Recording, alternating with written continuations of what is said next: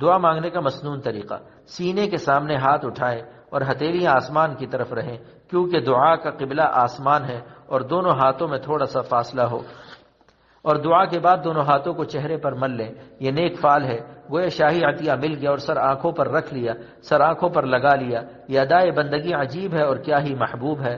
دعا کی ابتدا اپنے نفس سے کریں، پھر والدین کو، پھر تمام مسلمانوں کو شامل کریں۔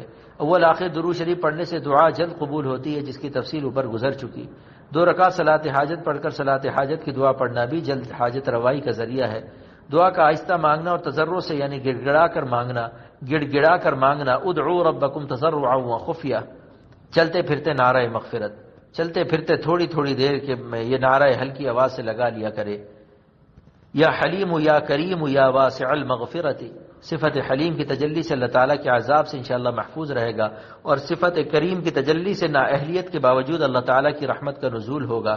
واسع المغفرت کی صفت کے ظہور سے ہماری محدود خطاؤں پر ان کی غیر محدود شان مغفرت کا ظہور اس طرح گناہوں کو اڑا دے گا جسے تھوڑا سا بارود پہاڑوں کو اڑا دیتا ہے انشاءاللہ تعالی۔ تیرا ایک جھونکا نسیم لطف کا، تیرا ایک جھونکا نسیم لطف کا، دم کے دم میں کر دے گا ان سب کو ہوا، دم کے دم میں کر دے گا ان سب کو ہوا۔ یہ جو کھڑا پہاڑ ہے سر پہ میرے گناہ کا، وہ جو اگر کرم کریں ہے میری ایک آہ کا، وہ جو اگر کرم کریں ہے میری ایک آہ کا۔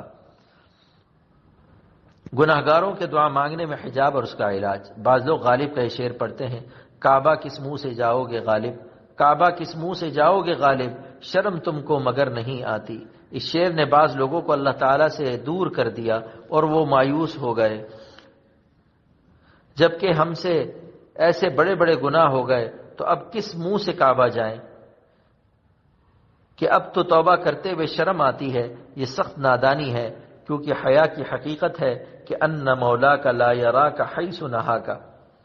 حیا یہ کہ تیرا مولا تجھے اس حالت میں نہ دیکھے جس سے تجھے اس نے منع کیا ہے۔ یہ نادانی قابل تعجب ہے کہ گناہ کے وقت تو حیا نہ آئی اور اب توبہ کرتے ہوئے حیا آ رہی ہے، یعنی جہاں حیا آنی چاہیے تھی وہاں تو نہ آئی، اور جہاں نہیں آنی چاہیے تھی وہاں حیا آ رہی ہے۔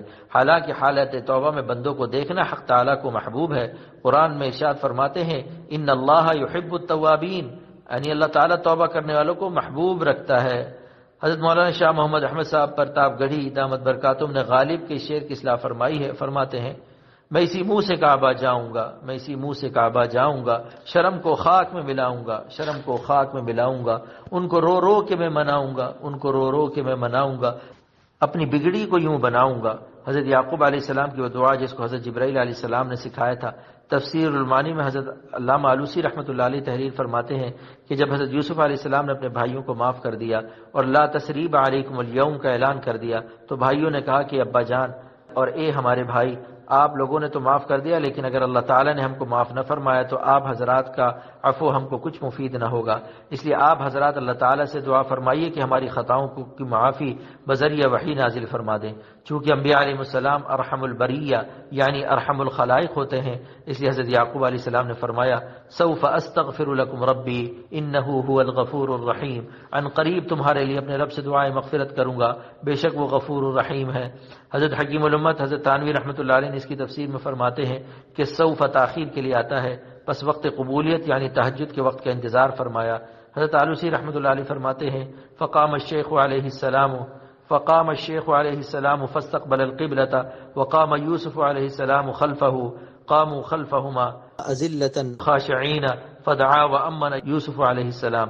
پس حضرت یعقوب علیہ السلام آگے قبلہ رو دعا کے لیے کھڑے ہوئے اور حضرت یوسف علیہ السلام کو ان کے پیچھے اور ان کے پیچھے سب بھائی کھڑے ہوئے، نہایت ذلت اور خشوع کے ساتھ دعا کی، لیکن 20 سال تک دعا قبول نہ ہوئی۔ پھر حضرت جبرائیل علیہ السلام تشریف لائے اور یہ دعا سکھائی یا رجاء المؤمنین لا تقطع رجاءنا یا غیاث المؤمنین اغثنا یا معین المؤمنین اعنا یا محب التوابین تب علینا۔ اے ایمان والوں کی امید، ہماری امیدوں کو قطع نہ فرمائیے۔ اے ایمان والوں کی فریاد رس، ہماری فریاد کو سن لیجئے۔ اے ایمان والوں کے مددگار، ہماری مدد کیجئے۔